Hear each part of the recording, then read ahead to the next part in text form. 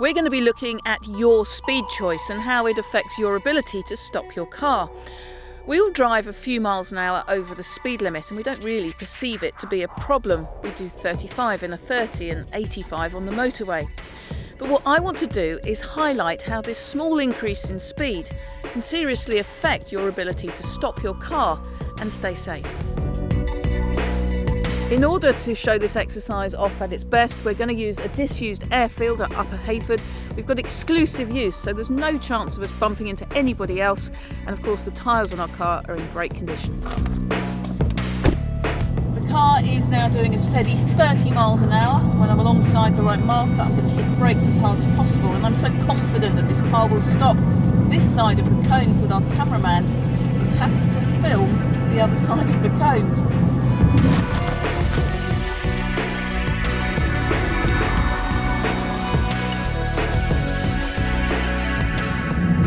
This time the car is doing 32 miles an hour, just 2 miles an hour over the urban speed limit that you find all over the place. It doesn't sound like a lot, but look at the difference it makes. I hit those cones at 11 miles an hour. Now, if that had been a pedestrian, they would potentially have some really serious injuries.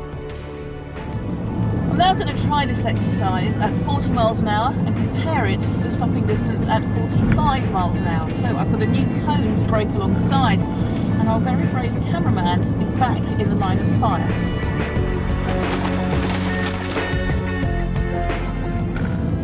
Now, we know that we can stop safely at 40 miles an hour, but I'm now at 45, and our speed measuring equipment is going to tell us what speed we impact the cones at.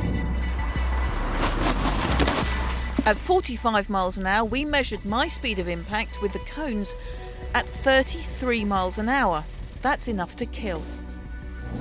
We're now going to try this exercise at 70 and 85 miles an hour. Now, I know that the car is going to stop this side of the cones, but the cameraman has finally bottled it.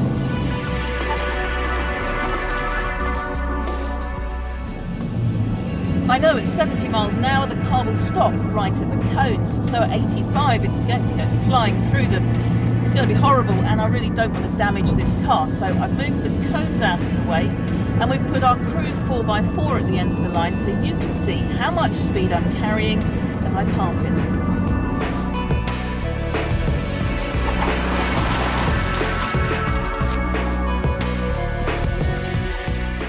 I've already said we all do it. We all travel at 85 miles an hour when the limit is 70. And this is the impact of just a few miles an hour. At 70 miles an hour, I could stop in front of those cones. At 85, I've travelled another 11 metres, carrying a speed through those cones of 49 miles an hour. And that's all with me knowing I've got to do it. I haven't built in any thinking time. Really makes you think, doesn't it? Just a few miles over the limit can have devastating consequences.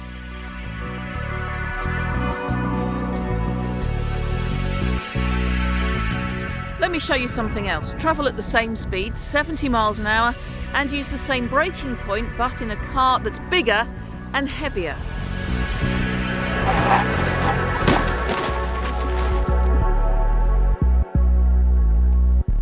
So a slight increase in speed has a big effect on your ability to stop. So take more notice of the speed limits that have been set. There's a good reason for them. The weight of a vehicle significantly affects your stopping distance, so bear this in mind if you're either driving one or you've got one right behind you.